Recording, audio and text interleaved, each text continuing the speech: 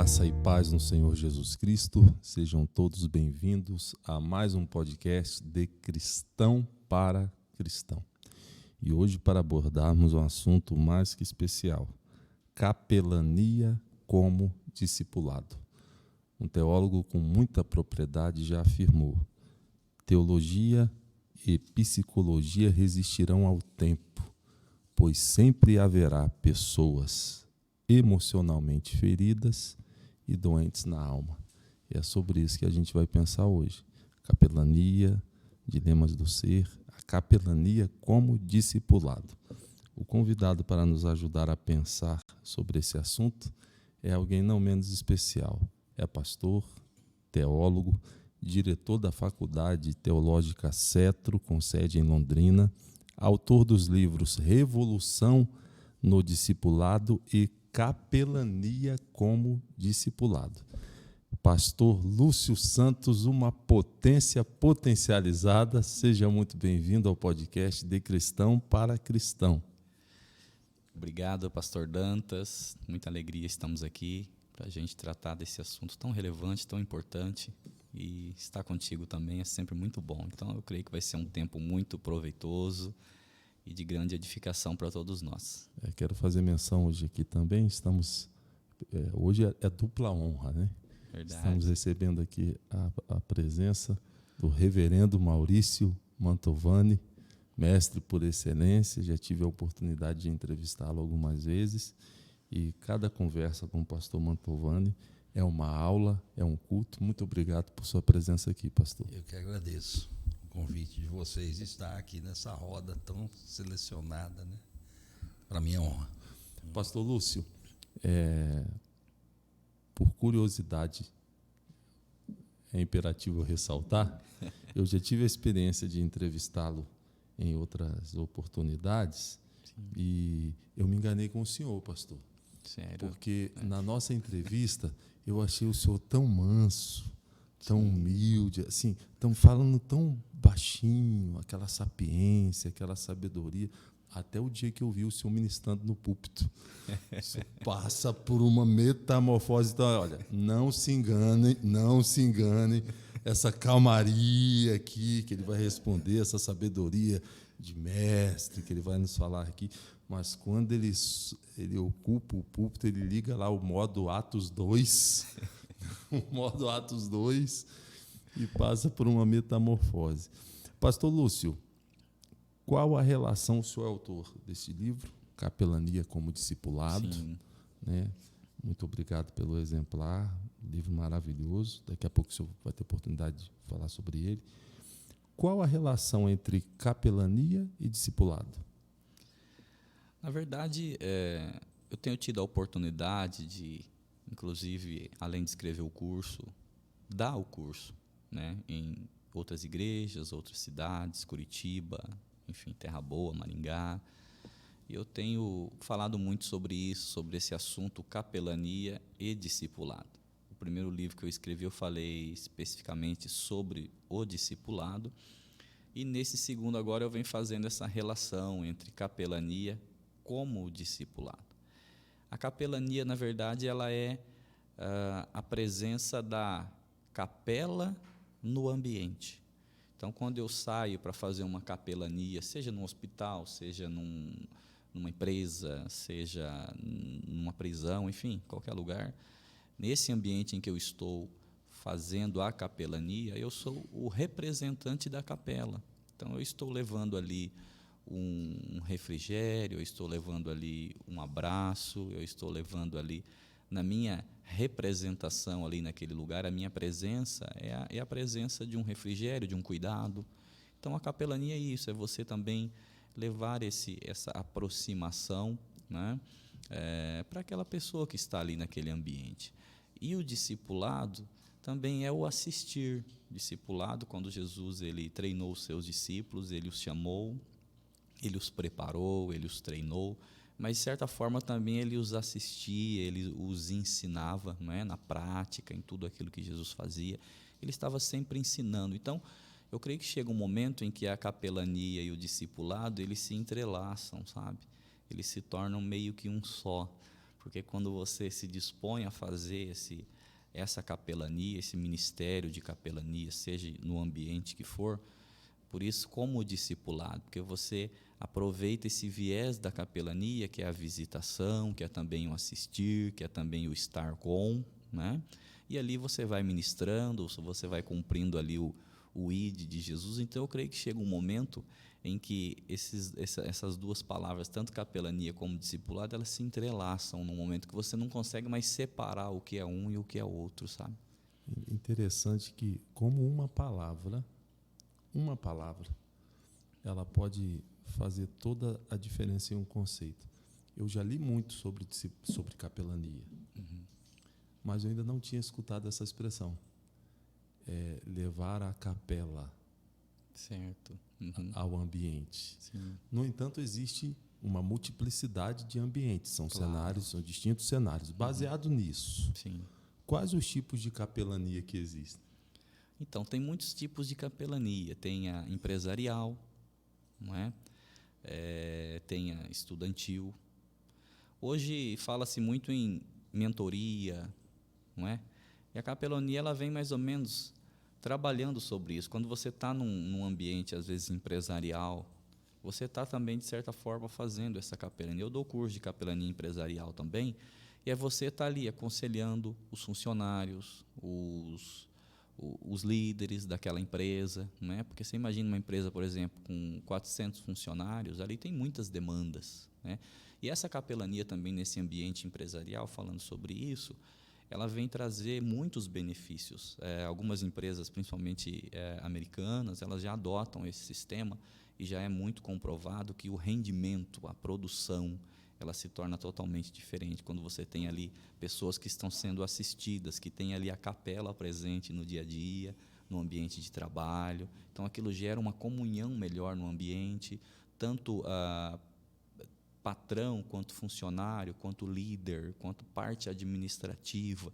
Tudo isso, elas criam-se uma harmonia naquele ambiente. Então, a produção é outra, o ambiente é outro. Então, são muitos os benefícios. Então, tem a empresarial, tem a estudantil, né? Estudantil, a gente tem acompanhado o cenário das escolas, esse ambiente de educação. Eu dei um curso em Curitiba e estava participando conosco lá uma moça que ela é professora de uma escola lá em Curitiba grande, parece que tem 1.500 alunos, se eu não me engano, a escola, uma escola até grande. E ela estava falando, então, a diferença que faz a capelania estudantil, sabe? Porque nós temos uma demanda muito grande hoje, sabe, Dantas? Principalmente pós-pandemia, já havia, e pós-pandemia é constatado que isso se avolumou ainda mais, os consultórios, as terapias, as pessoas estão cada vez procurando muito mais isso. E isso vem, quando a gente fala normalmente sobre isso, a gente acha que é pessoas já adultas, e não, isso vem de crianças, sabe? Esse reflexo de toda essa questão, esse momento que a gente vem vivendo. Então, nesse curso, essa pessoa mencionou para mim, ela falou, olha, realmente a capelania estudantil tem feito toda a diferença, sabe? Células dentro das escolas, e ela mencionou uma vez uma cena que ela presenciou muito linda, que ela passou assim na sala onde é feito normalmente os atendimentos da capelania, e naquele dia ela viu 4 alunas orando pela capelã, sabe, abençoando a vida dela. Então, ela menciona tudo isso, as dificuldades que os professores veem, então, a importância da capelania. Então, tem a estudantil, nós temos até a capelania militar, né? Tem a capelania de guerra, tem a capelania pós-desastre, tem tudo isso. Então, quando a gente vai olhar amplamente sobre essa questão da capelania, ela é muito vasta, né? Tem a capelania hospitalar, nós temos a capelania prisional, tem a capelania social, são vários tipos de capelania, todas elas com a sua importância, né? Atuando na sua área. Então, o Ministério Capelão ele é muito vasto, né? E é interessante que em cada cenário, ou cada ambiente onde é possível nós levarmos a capela, vou fazer os emprestados Sim. da expressão do Senhor, cada ambiente onde é possível levar essa assistência do capelão é um ambiente permeado por peculiaridades, e lendo aqui o livro do senhor, é interessante que quem não conhece o serviço de capelania acha que é uma coisa simples, Sim. mas não é. É uma série de requisitos. Se você vai ser capelão em um hospital, existe uma série de medidas que você tem que tomar e etc. Capelania prisional, a questão dos relacionamentos lá, tanto com o agente penitenciário, como o histórico de cada elemento de cada cidadão que está lá preso. E tem uma expressão usada no seu livro sobre mente aberta. Eu vou fazer a leitura aqui e vou pedir para o senhor explicar, porque a minha pergunta é o seguinte: quão mente aberta deve ser um capelão? Porque o senhor é pastor. O senhor é pastor e o senhor é vinculado a uma instituição religiosa, a Igreja Deus Vivo. Mas quando o senhor chega em um hospital, o senhor não é capelão dos membros da Deus Vivo que estão no hospital. Sim. O senhor vai prestar assistência para quem está lá no hospital, independente da religião Exatamente. que o paciente lá tem. Uhum. O senhor chega na escola para realizar o serviço de capelania escolar, estudantil, o senhor é pastor, o senhor é evangélico, vinculado a uma instituição, Deus Vivo. Mas os alunos, tem alunos espíritas, tem alunos da sua igreja, tem alunos ateus, tem alunos de diversas denominações, e o senhor está ali para prestar assistência religiosa. E aí a pergunta é: quão mente aberta deve ser o capelão? E vou fazer uso de uma expressão que o senhor escreveu. Sim. Abre aspas, pastor Lúcio Santos. Uhum. O capelão precisa ter a mente aberta. Não deve ser inflexível na sua doutrina, pois no seu trabalho vai ter que lidar com outras doutrinas, seitas e outros pensamentos. Terá que ter capacidade, por exemplo, para lidar com o capelão de outra religião no mesmo pé de igualdade. Sim. Terá até que saber ser rejeitado por um paciente de outra fé quando descobrir que você é evangélico. Eu achei isso aqui fantástico. Explique isso aí, pastor. Quão mente aberta deve ser o capelão? Na verdade, eu acho que quando a gente fala que eu usei essa expressão mente aberta, se a gente pudesse, com uma palavra só, substituir isso ou tentar explicar isso, eu colocaria a palavra maturidade no lugar, não é? Porque eu acho que somente aquele que tem essa maturidade, ele vai conseguir tratar com essas diferenças, né? Seja ela de ordem religiosa, seja, enfim, qual diferença que for, né? Porque você vai chegar nos ambientes, aquilo que você estava falando, e você vai lidar com muitas pessoas. Eu, na prática da capelania, já passei por isso, né? Eu já fui fazer a capelania, atendendo talvez ali um paciente, quando outros me pediram também esse assistir, talvez uma oração, uma palavra, né? Então, normalmente você tem que ter essa mente aberta para respeitar, para poder entender o ambiente que você está, muitas vezes até ser rejeitado, como foi propriamente escrito no livro, né? Às vezes você chega... porque muitos são os fatores. Você chega, por exemplo, num hospital, às vezes você vai fazer a capelania num dia, aquele paciente que está ali, naquele dia ele não está bem, ele teve uma oscilação na questão médica dele, no diagnóstico, no dia a dia dele, e naquele dia ele não está bem. Então, às vezes, de longe, ele já vai te falar, passa, né? Vai para outro porque eu não estou bem. Então, você precisa ter essa mente aberta para entender, para poder lidar com tudo isso com maturidade, reconhecendo que ali existe uma vida, que ali tem realmente sentimentos, que existem questões também médicas sendo envolvidas, às vezes está fazendo um tratamento, passa por um período assim.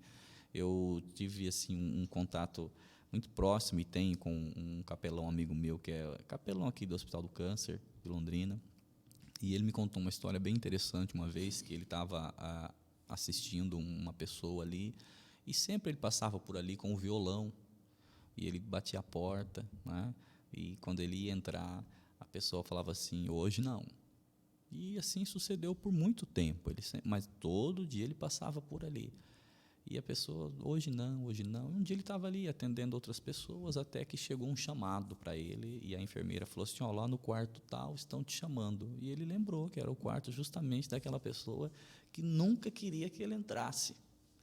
Só que ele sempre teve a mente aberta para isso, respeitando, é claro, o momento, tudo o que envolvia aquele paciente, aquela pessoa assistida naquele momento. Mas aí chegou um momento em que ela então pediu para chamá-lo, e ele foi, e aí ela permitiu que ele entrasse naquele momento, e foi assim uma bênção. Ele cantou ali um louvor junto com essa pessoa, orou por ela, então houve-se essa abertura. Então, mente aberta nesse sentido, para que você não possa, assim, de repente, criar uma barreira, né? Ali existe uma pessoa, muitas questões envolvidas, e a gente precisa ter essa maturidade para poder respeitar, entender o momento da pessoa. Acho que não só na capelania, mas eu acho que em todas as áreas a gente precisa realmente ter essa visão mais ampla de maturidade realmente para respeitar o outro, né? Na capelania hospitalar, quando o senhor adentra no ambiente do hospital, o senhor tem a emergência, o senhor tem a UTI, o senhor tem os apartamentos lá, o pessoal que está internado, o senhor tem a pediatria. Como funciona a capelania em pediatria? Quais as alterações emocionais de uma criança enferma? A capelania em pediatria, ela é uma capelania bem especial, todas são, mas dentro de um hospital principalmente, a capelania em pediatria, ela exige do capelão algo mais. Porque a criança, normalmente, ela vai ter medo, ela vai ter, às vezes, até alguma rejeição um pouco maior. Normalmente, é constatado que a criança ela tem um pouco mais de rejeição do que o adulto na capelania em pediatria, tá?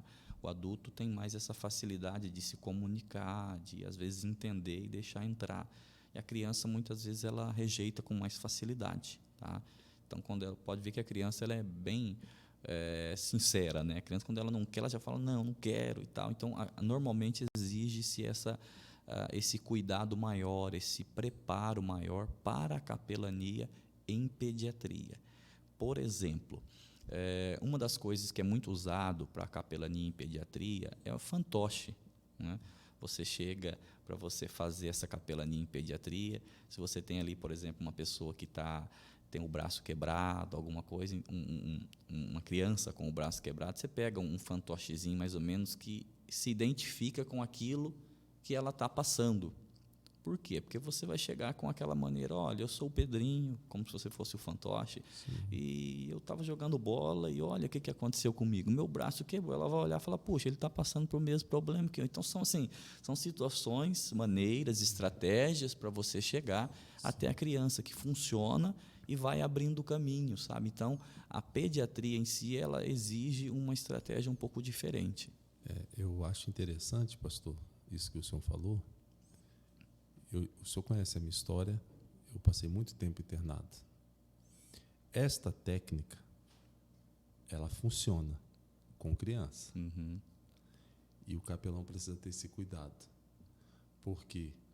Porque algumas vezes, alguns profissionais chegaram até mim, que não era criança, Sim. com uma abordagem um tanto quanto infantil. Sim. Muito bom. E aí, quando o senhor chega para alguém que tem consciência do sofrimento que está passando, usando expressões jocosas, Sim. brincadeiras, o efeito é o exato oposto. Sim. Ele é o contrário. Ela é o contrário. Então, aí que é a importância do treinamento, Exato. da instrução. E Você achei isso saber fantástico. como chegar para cada... Achei fantástico isso no seu livro, porque o senhor é muito específico quando o senhor vai abordar a capelania, não. Quando você vai abordar com criança, Isso. é desta forma. Exatamente. Mas se você vai abordar com adulto, não. Aí já é de uma... Já muda. Já muda.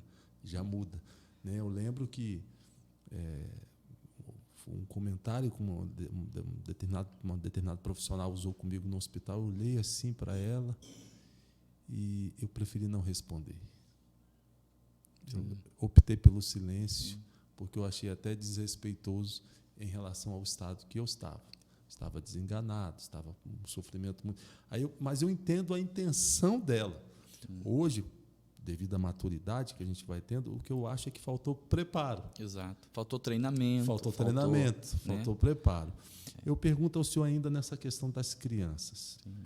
Me chamou a atenção isso no seu livro aqui. Uhum. Por sinal, é um excelente livro e você não pode perder a oportunidade de adquirir Capelania como discipulado. Excelente livro, excelente livro.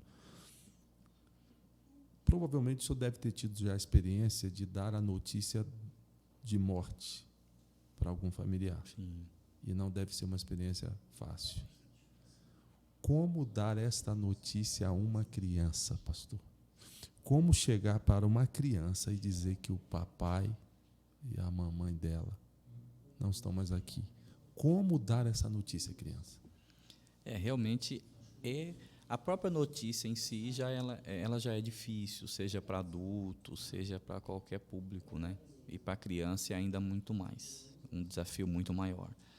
E a gente percebe que existe um jeito de falar.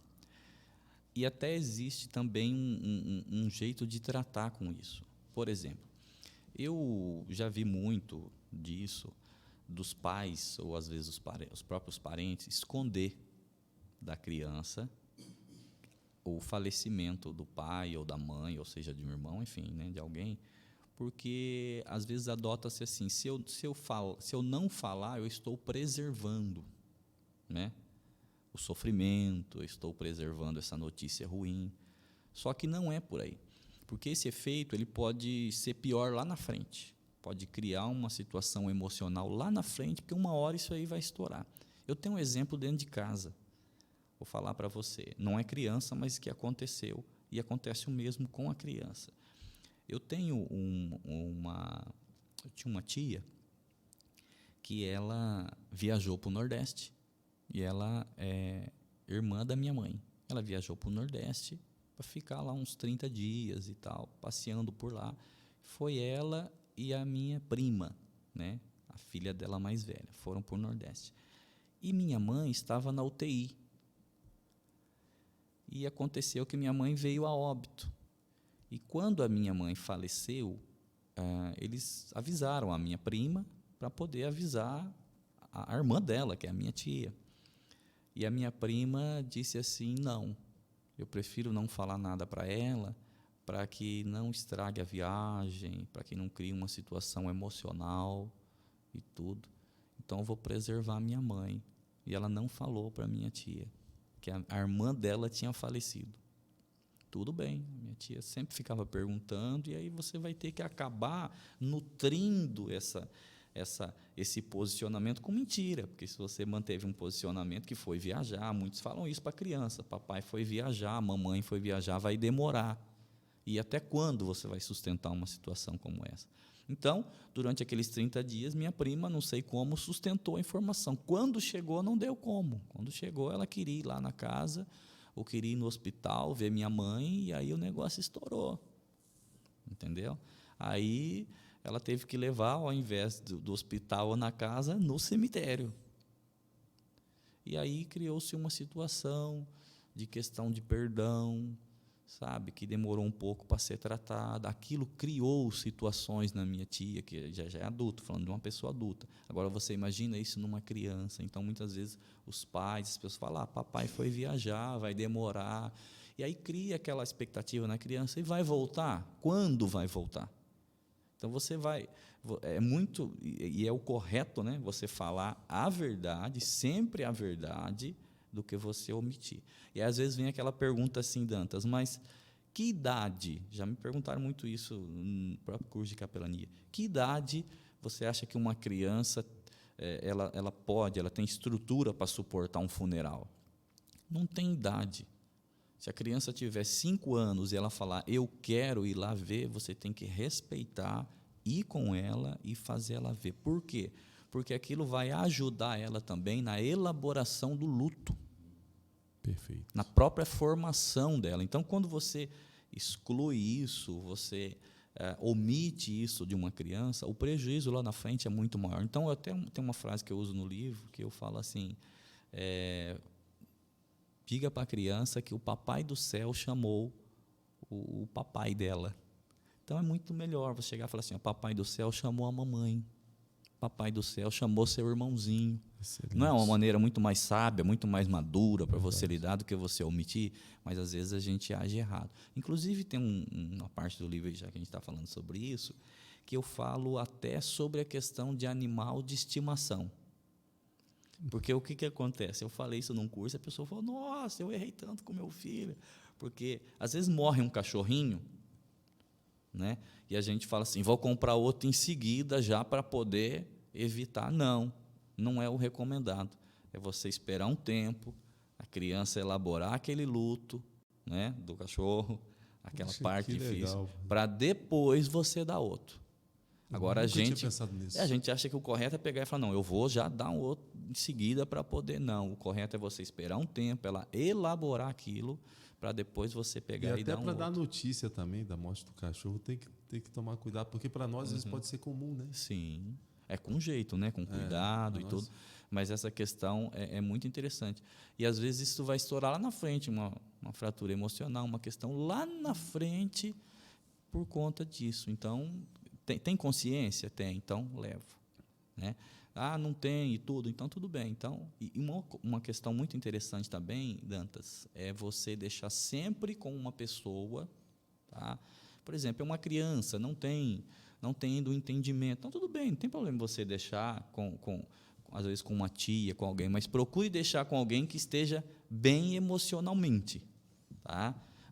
Ela não tem idade para ir, não conhece nada, tem lá 2 anos de idade, mas eu vou deixar com a irmã do falecido que está desesperada, chorando toda hora. Então, também você vai criar uma situação. Então, você tem que deixar com alguém que esteja emocionalmente bem.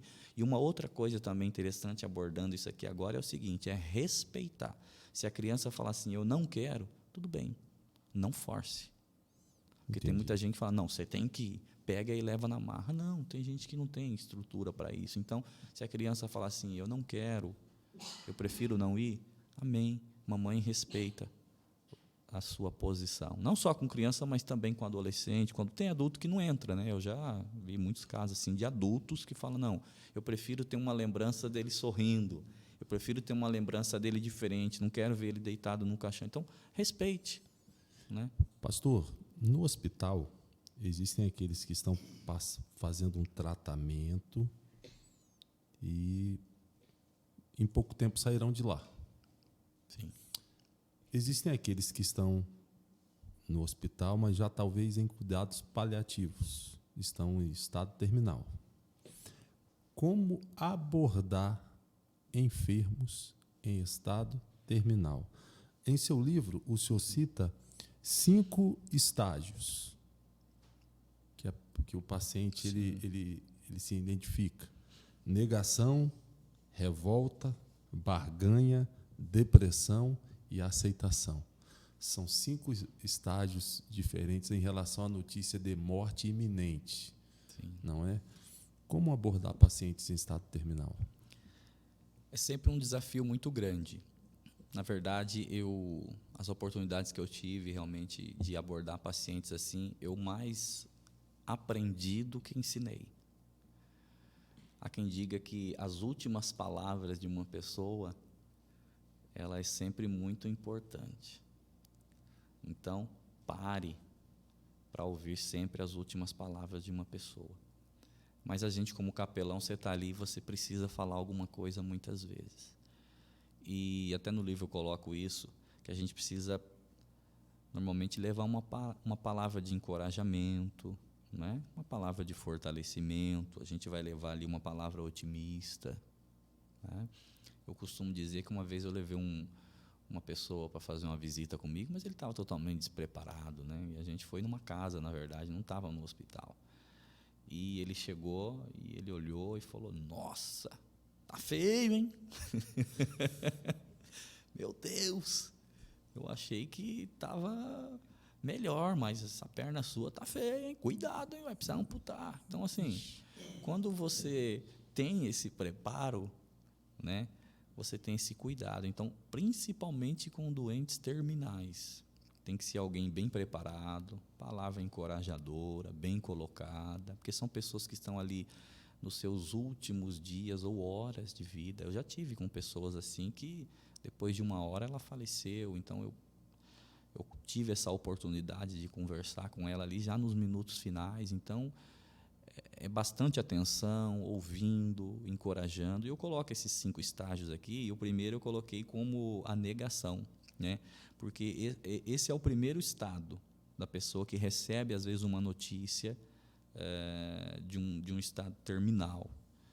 A primeira coisa que ela faz é o quê? É ficar chocada com a notícia e negar. Não, né? Não deve ser verdade isso aí que estão falando. Exatamente, não deve ser verdade. Não é comigo isso aí. Isso é com todos, mas comigo não acontece. Então, existe esse estágio de negação. Essa é a primeira coisa que acontece. Isso acontece muitas vezes até no luto, né? A negação. Não foi ele, não aconteceu. Tá? O segundo estado é o de revolta. Por que comigo? Por que, né? Deus, né?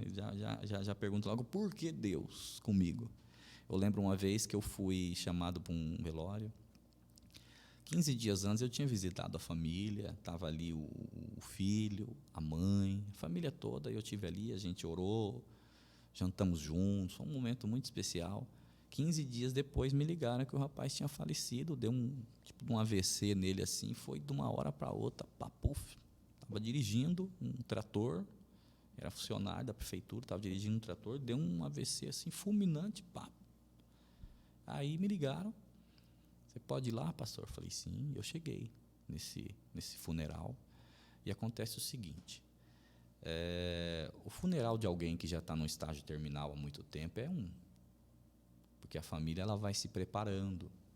Agora, você chegar no funeral de alguém que foi assim um acidente, um negócio repentino, então a repercussão é muito maior, a emoção está assim, a flor da pele. Eu cheguei nesse funeral lotado, não cabia gente lá dentro, e eu entrei. Quando eu entrei pela porta, assim, de longe, a mãe gritou, pastor, que bom que você veio. Eu tenho uma pergunta para fazer para o senhor. Quando ela falou, todo mundo olhou para a porta. Imagina assim, quase 200 pessoas olhando para a porta. E eu parei assim, falei, Senhor. E aí ela falou assim, eu quero que você me responda uma pergunta. Eu estava de longe, tinha muita gente. E ela gritou do outro lado, falou assim, por que Deus deixou meu filho morrer? Responde, pastor. E gritava lá do lado do caixão e eu do outro lado da porta. Eu respirei assim e falei, hora boa para o arrebatamento. Falei, poderia ser agora. Não sei, era a hora assim exata. Deus foi tão bom comigo, Dantas, porque eu não tinha resposta naquela hora. A gente não tem resposta para tudo. E eu acho que ela estava com tanto remédio, calmante e coisa, e quando ela se exaltou assim, aí ela desmaiou. Antes que eu respondesse alguma coisa aí, falei, foi Deus purinho na minha vida. E aí pegaram ela, levaram para fora, ela tomou uma água. Depois eu cheguei perto dela, porque tem momentos que a gente não tem muito o que falar. Você só chega e abraça e fala, estou aqui do teu lado. Eu costumo dizer que tem momentos que o abraço fala. O abraço substitui as palavras. Existe sim palavras que podem ser utilizadas nesses momentos. Por exemplo, a discricionariedade de Deus. Sim. Aprove a Deus recolher. Mas essa é uma expressão que tem um momento para ser dito.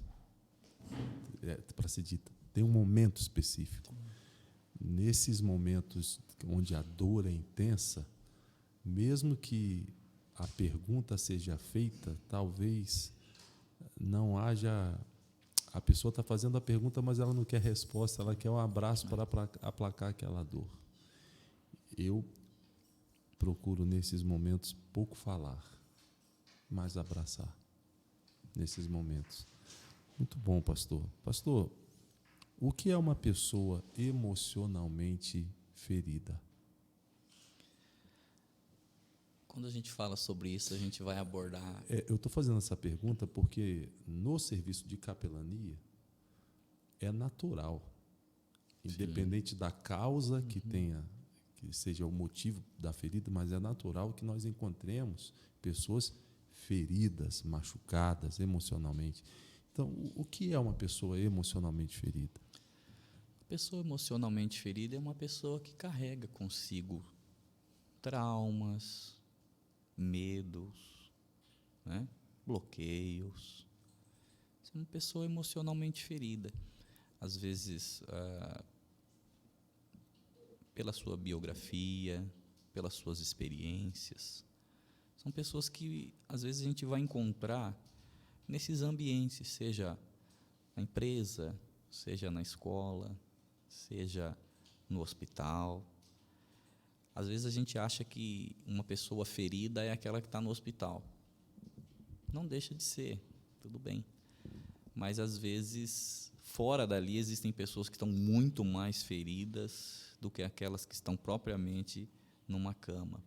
Eu digo isso porque no processo da capelania, na exerção, né, no exercício, perdão, do ministério da capelania, às vezes eu oro mais por médico e enfermeiras do que o próprio paciente, que são pessoas que estão ali emocionalmente feridas, às vezes, né? O acúmulo de horas trabalhando, isso você vai encontrar muito, às vezes até nos próprios presídios, você fazendo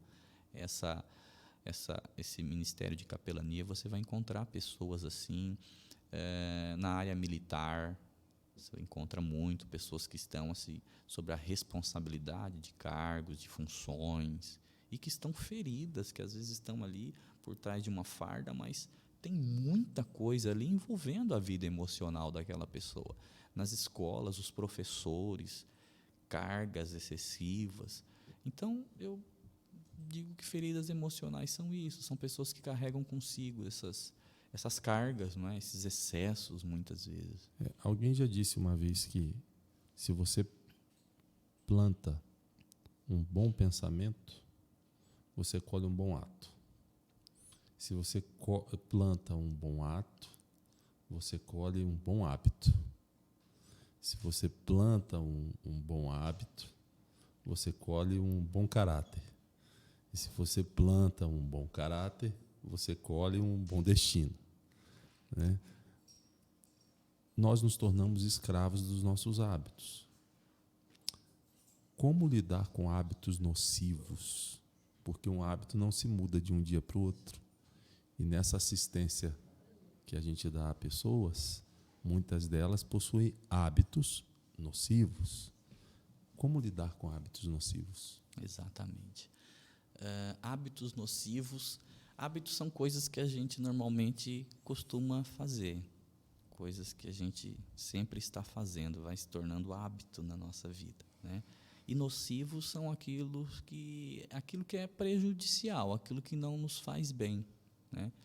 Então, como lidar com isso? Eu acho que, como você falou, tudo é um processo. Não é? Eu não consigo mudar um hábito de um dia para o outro. O hábito ele precisa de um tempo, ele tem um período para ele ser mudado, né? Eu acho que aí é que está a grande questão nossa, sabe?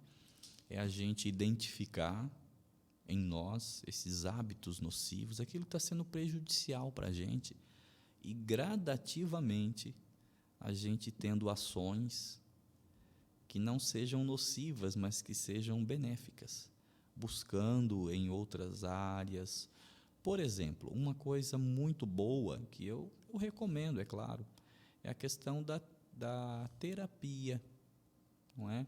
Eu sou uma pessoa que eu atendo no aconselhamento pastoral, só que eu sou muito aberto a encaminhar, porque muitas vezes a gente quer segurar tudo no gabinete pastoral, achando que a gente vai resolver aquela questão com a pessoa. Então, por exemplo, a terapia ela é algo que pode ser um hábito muito benéfico para alguém que está passando por fraturas emocionais, por problemas, né?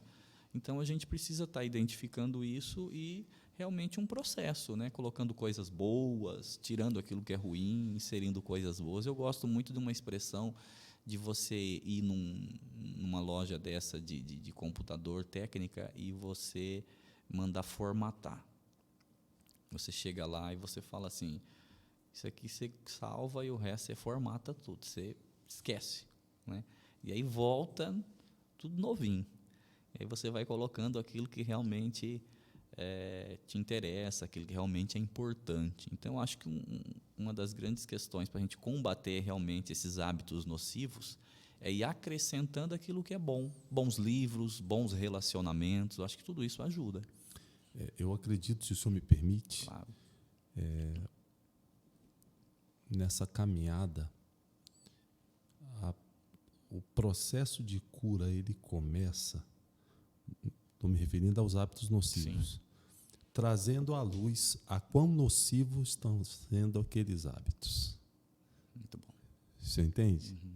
Porque se eu não tenho consciência de quão nocivo está sendo para mim aqueles hábitos, eu não vou querer mudar. Eu vou continuar fazendo. Eu vou continuar fazendo. Então, a gente começa a permear um caminho que ele começa em trazendo, olha para onde você está indo, olha a direção que você está indo com esses hábitos aqui, olha o que eles estão gerando em você, olha o que eles estão gerando nos seus relacionamentos, tal, e etc. E aí depois a gente começa na questão comportamental. Bom, culpa, mudando um pouco de assunto aqui. Sim. Existem pessoas que do passado não tiram apenas lições. Aliás, elas nem conseguem tirar lições, elas só extraem de lá grilhões. Quais as consequências da culpa e como lidar com a culpa, pastor? Tem um versículo em Provérbios, capítulo 30, se eu não me engano, versículo 19, que fala sobre o caminho da serpente sobre a rocha. Isso você já leu. E ali é muito interessante esse versículo, porque quando você olha a serpente sobre a rocha, você não consegue decifrar o caminho que ela andou. Você só sabe onde ela está agora, não é? Quem é que sabe o caminho que ela andou? Só Deus. Deus é o único que pode responder qual o caminho que aquela serpente trilhou para chegar até naquele momento que ela está ali. Uma das grandes coisas que tem, principalmente, assolado a civilização, vamos dizer assim, a humanidade, são duas coisas: nostalgia e melancolia. Nostalgia é a soma de duas palavras, nostos mais algia. Algia significa dor, não é? Fibromialgia, algia é dor. E o nosto significa capacidade de sentir novamente. Então, quando a gente está andando por esse caminho, mas a gente ainda continua sentindo nostalgia, a gente está essa capacidade de sentir dor novamente.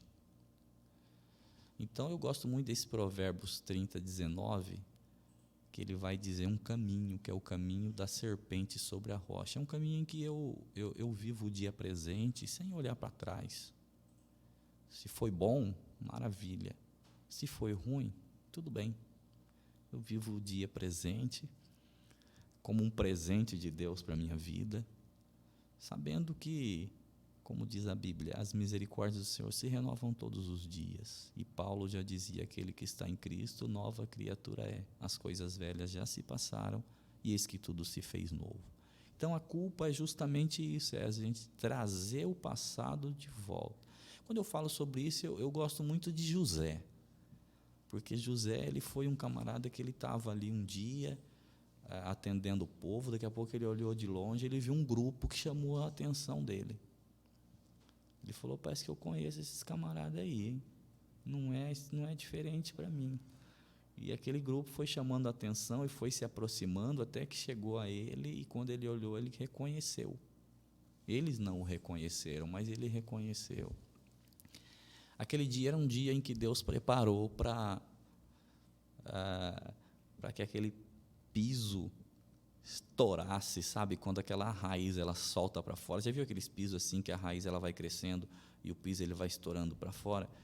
Deus falou: hoje vai ser o dia que nós vamos soltar isso tudo para fora, essa raiz. E trouxe aquele grupo de frente com José.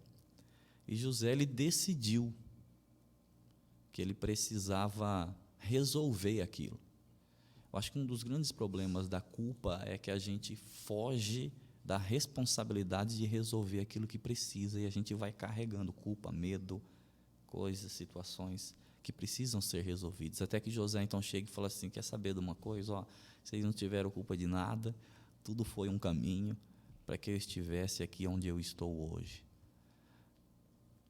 Acho que é basicamente isso. Excelente. Eu costumo dizer que, em relação à culpa, há um livro bem legal.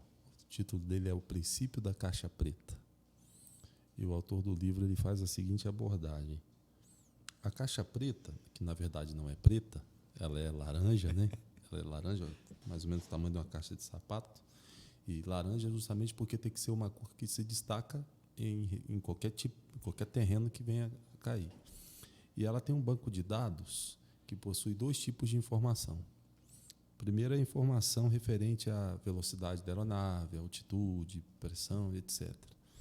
O segundo tipo de informação são os áudios que são falados ali na cabine do comandante. Até o pensamento é gravado lá na caixa preta. Quando ocorre um acidente, a perícia, os peritos, eles tentam localizar a caixa preta, verificar se está intacta e etc., porque talvez, ouvindo os áudios que foram gravados na cabine do comandante, seja possível identificar a causa do acidente e, de posse dessa informação, evitar que outro acidente de mesma causa pode ocorrer. Ou seja, hoje, a maioria das viagens que a gente faz de avião em segurança, só o fazemos porque um avião caiu lá atrás. Sim. Não sei se você está entendendo o que eu estou querendo dizer. Claro. Um avião caiu lá atrás, foi consertado aquele erro, foi consertado, foi corrigido, e hoje a gente está voando em segurança. No entanto, as informações colhidas na caixa preta não mudam o acidente que ocorreu, mas pode impedir que outros aconteçam. Então, talvez uma abordagem em relação ao tratamento da culpa seria: o primeiro, você não vai mudar o que aconteceu, mas você pode aprender com o que aconteceu. Exato. O passado, você pode aprender com ele. Você não vai mudar, mas você pode é aprender. intocável, né? Você não mexe No mais entanto, dependendo do passado, só o Evangelho trata, pastor. Exatamente. Dependendo do passado, só o Evangelho trata. E outra coisa que eu acho interessante: seja o Senhor virtuoso, ou seja o Senhor o mais pervertido de todos os homens, seja o Senhor rico, ou seja o Senhor pobre, tendo o Senhor acumulado muitos bens, tendo o Senhor não acumulado nada, a morte chega para todos. E quando chega esse momento da morte, o céu faz toda a diferença. Com certeza. Por que eu estou querendo dizer isso? Porque uma vida cheia de culpa, ainda há esperança para ela, se ela já pegou toda a vida dela e com tantos erros e com tantas coisas e tal. Eu já joguei minha vida fora, eu agora já estou no final da vida. Eu já atendi pessoas assim, eu já conversei com pessoas assim. A pessoa: não, eu já joguei a minha vida praticamente toda fora, eu já estou na descida da ladeira. Ainda que eu me arrependa, ainda que eu aprenda todas as lições que o meu passado poderia me ensinar, o que ainda me sobra é muito pouco. Aí que está: não sobra pouco, você tem a eternidade. Exatamente. Você tem a eternidade. Eu gosto muito, às vezes eu cito uma experiência que eu tive no exercício da capelania. Eu estava assistindo um paciente e ele falou para mim assim: pastor, eu queria que o pastor estivesse comigo, porque eu preciso ter uma conversa com a minha esposa. mas eu não quero ter uma conversa sozinho com ela. Eu queria que o pastor estivesse comigo. Falei, tudo bem. Ele estava já no estágio terminal, Hospital do Câncer. Sim, e a gente marcou, e eu estava presente. E naquele momento, então, houve uma confissão, né? Houve ali um arrependimento, houve ali um pedido de perdão, porque não existe culpa que um pedido de perdão não resolva, né? Não existe situação que um perdão não resolva. E você falando dessa questão do fim da vida, isso é muito importante. E naquele momento eu ouvi, eu tive ali presente, e antes de começar essa conversa, ele falou assim, você poderia dar a mão para mim? Eu dei a mão para ele, segurei na mão dele, aí ele pediu a mão da esposa, ela segurou, e num momento muito bonito, ele chorou, ele falou das culpas, dos erros, daquilo que ele poderia ter feito de bom e não fez, do tempo perdido, de tudo ele foi falando. Da culpa que ele sentia como pai, da culpa que ele sentia como marido, de tudo aquilo que realmente estava dentro dele, que era muito mais do que aquela doença em si, mas era algo dentro dele realmente. E houve aquele pedido, houve o perdão, no final eu orei, nós 3 de mão dada, e depois de 2 dias ele faleceu. Mas eu senti que depois que tudo isso aconteceu, o semblante dele mudou, o estado dele clínico não mudou, mas dentro da alma dele, algo naquele dia mudou, porque ele conseguiu colocar para fora essa culpa, esse medo, tudo isso. A Bíblia fala sobre o processo de renovação da mente. Como se dá esse processo? Nós temos emoções, vontades. Alguém já disse que nosso coração é selvagem, por isso que ele vive dentro de gaiolas, né? Que são as costelas, é uma expressão poética. Isso aí.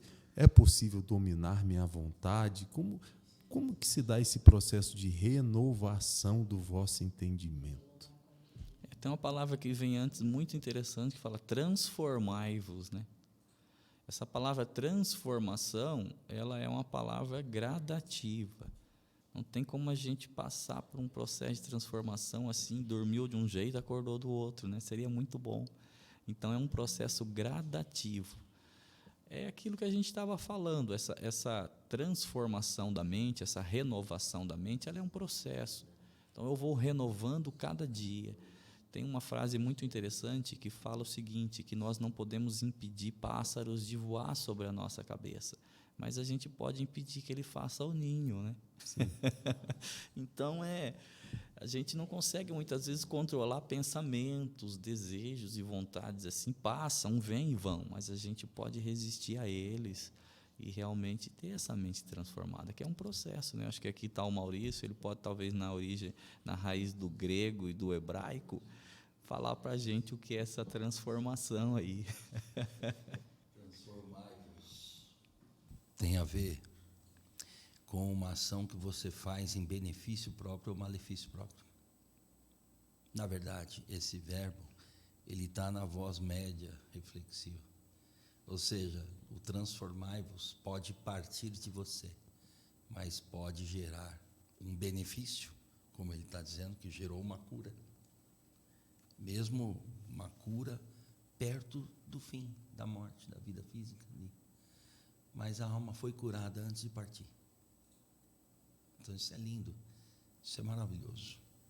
Não quis interromper vocês, mas os casos que vocês falaram de morte de pai em relação à criança, eu passei em relação ao meu irmão. Você falou uma coisa absolutamente bíblica, eu só queria endossar isso, corroborar o que ele disse, pastor Dantas. Não se pode esconder a verdade de uma criança. E fizeram isso com meu sobrinho quando meu irmão faleceu. Foi um dos erros mais graves. E também conheci um pastor que foi obrigado a ver a mãe morta. E ele não queria vê-la daquele jeito. E essa criança foi obrigada. Ele odeia a luta até hoje. Estou falando de alguém mais de 60 anos de idade. Quer dizer, ficou uma consequência aí terrível. Por isso, só pegando uma carona no que você... Eu estou aqui de observador hoje. Eu estou aprendendo com vocês. Para mim está sendo uma aula dupla, vocês estão me dando aula. E eu me identifiquei com essas situações, pastor Lúcio. Interessante que cada expressão do pastor Mantovani é uma aula. Ele dá Não, é aula. o contrário aqui hoje. Hoje eu estou ouvinte, participante. Mas você vê o quão importante é, né, a gente ter esse conhecimento para a gente poder lidar com essas determinadas situações, né, pastor? Pastor, o senhor tocou num ponto importante. Muita gente, e eu já tive que lidar com muitas pessoas que passando por diferentes níveis de depressão. A conclusão que cheguei, acompanhando pessoas em processo de depressão, é que mais de 90% acreditam em uma mentira acerca de si mesmo, como se verdade fosse. Uma pessoa depressiva, ela consegue apreender um conceito acerca de si mesmo, que não é verdade, mas para ela é verdade. A pessoa se sente, por exemplo, a pior esposa, se sente a pior mãe, se sente a pior... E pode ser que tenha alguém que esteja nos assistindo agora, que esteja sofrendo com dilemas na alma terrível, e você se sente a pior pessoa do mundo, e para você isso é verdade. E é muito importante essa questão da identidade. E a gente fala muito assim, não, você não é o que as pessoas falam, você é o que Deus fala, o que Deus diz a seu respeito. Você não é o seu desempenho, você é o que Deus diz a seu respeito. Sendo o senhor teólogo, sendo o senhor capelão, sendo o senhor diretor de uma faculdade de teologia, eu pergunto ao Senhor, como se enxergar pela perspectiva de Deus? Realmente isso é um desafio, não é? Porque existe uma questão chamada alter ego, que significa o outro eu. É quando eu olho para mim, mas eu não enxergo aquilo que realmente é de fato, ou aquilo que eu sou, mas eu enxergo em mim uma outra pessoa. É justamente o que você estava falando. E como trabalhar isso? Você, quando a própria pessoa ela não se enxerga, a própria pessoa ela olha no espelho e o espelho, o homem do espelho, a mulher do espelho é o maior desafio, e existem muito disso, pessoas que nem se olham no espelho,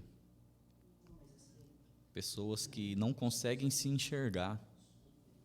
Eu conheci uma mulher que ela pedia para a filha pentear o cabelo porque ela não queria olhar no espelho.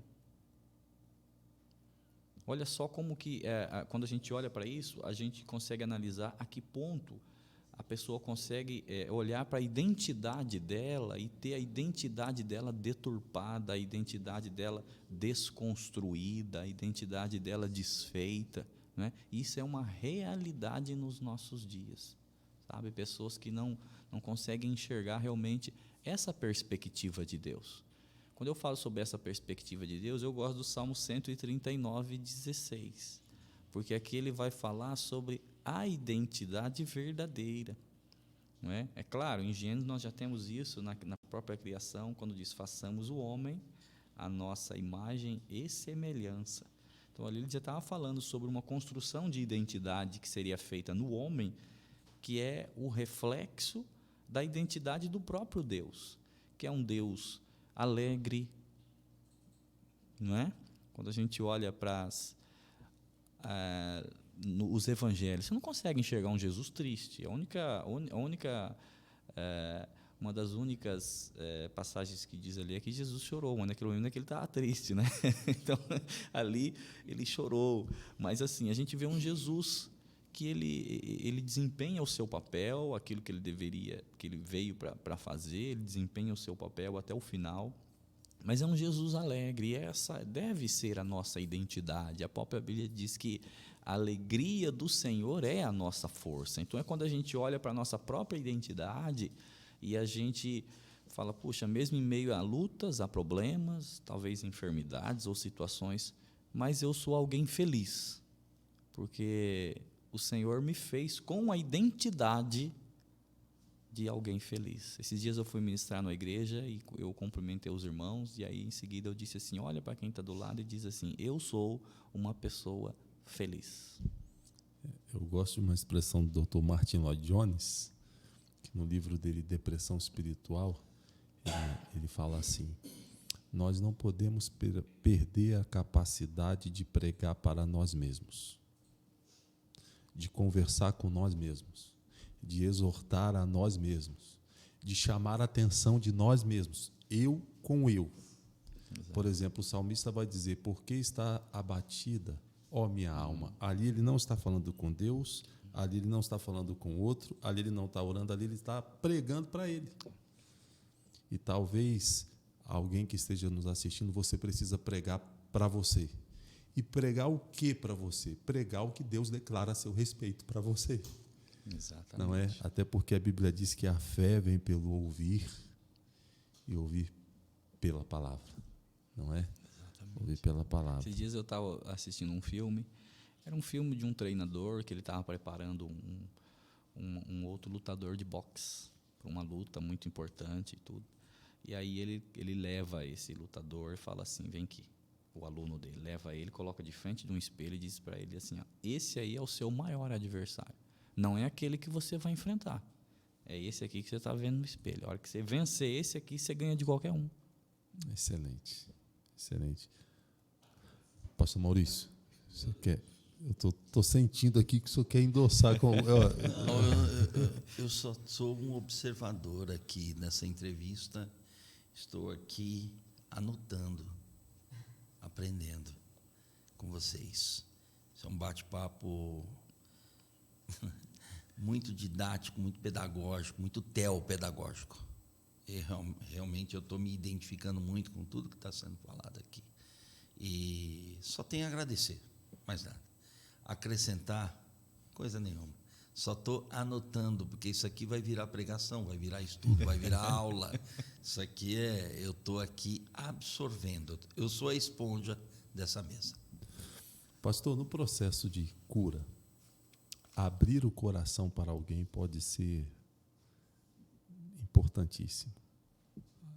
Às vezes necessário. Quão importante é para o processo de cura esse compartilhar e para quem eu devo abrir meu coração? Tem um versículo bíblico que eu acho que responde tudo isso, que diz o seguinte, que quando eu me arrependo e oro, Deus me perdoa. Mas quando eu confesso ao outro, eu sou curado. Então aqui fala sobre essa importância do compartilhar. É o que aconteceu aquele dia naquele hospital, quando ele chamou, e ali ele confessou, ele contou tudo. Naquele momento ele foi curado. Então acho que é muito importante esse compartilhamento. Acho que é no compartilhamento que eu sou curado. Quando eu falo nisso agora, eu lembro dos discípulos a caminho de Emaús. Eles estavam, vamos dizer assim, indo embora doentes, com um sentimento de culpa também. Poxa, achávamos que era Ele. Depositamos toda a nossa confiança nele. Agora, estamos indo embora. Ele foi crucificado. Estão dizendo que Ele ressuscitou, mas não sei. Mas a gente está aí, perguntando coisas um para o outro, não sei o que eles estavam falando. Eu sei que Jesus chegou e mudou o rumo da conversa. E a Bíblia diz que Jesus foi batendo papo com eles, conversando. Jesus deu a maior aula teológica de todos os tempos, falou desde o Antigo Testamento até o Novo, deu uma aula teológica ali fantástica para eles no caminho. Mas aquele momento que eles também, porque Jesus faz a pergunta para eles, fala, o que está acontecendo? E eles falam, mas você é peregrino aqui e tal, você não está sabendo do que está acontecendo, porque Jesus queria ouvir eles, e esse compartilhamento de Jesus, dos discípulos com Jesus, foi fazendo parte do processo de cura. É claro que os olhos deles vão ser abertos lá na frente, no partir do pão, a gente conhece tudo, mas eu acho que ali, eu lembro uma vez, Dantas, que eu peguei conjuntivite. Eu era meninão na escola, eu peguei conjuntivite e eu fiquei uns dias em casa, porque não podia ir na escola, o olho ficava coçando, aquela coisa toda. Eu lembro que eu acordei no dia seguinte, logo depois que eu fui diagnosticado, e eu acordei com o olho colado. Um abria, mas o outro estava colado. E aí eu nunca tinha passado por aquilo, era meninão, acordei chorando, devia ter uns 9 anos de idade. Mãe, tá, meu olho, o que aconteceu? Ela falou, calma aí, só um minutinho. Foi lá, esquentou uma aguinha meio morna, passou num paninho e foi passando no meu olho, até que abriu. Isso foi o que aconteceu com os discípulos aquele dia. Jesus se aproximou, foi conversando com eles, eles foram ali, e ali foi acontecendo o processo de cura, que quando o olho se abriu totalmente, a visão se abriu totalmente, eles foram andando para Emaús, mas voltaram correndo para Jerusalém. Estavam curados. Perfeito. Pastor, muito obrigado. Já acabou? Foi tão bom, né? Obrigado pelo carinho, obrigado pelo tempo, obrigado pelo conhecimento, obrigado por sua presença. Mais uma vez aqui indicar o livro Capelania como Discipulado. É um guia, né? Tem muitas informações aqui. E o senhor tem a oportunidade de nos informar em como adquirir. Acho que está disponível pela Amazon, né? Isso, na Amazon. Nas suas redes sociais também. Sigam lá, Instagram, Facebook. Tá tudo lá. Tá tudo lá. Pastor Lúcio Santos Oficial, não é? Exatamente, é isso mesmo. Pastor Lúcio Santos Oficial.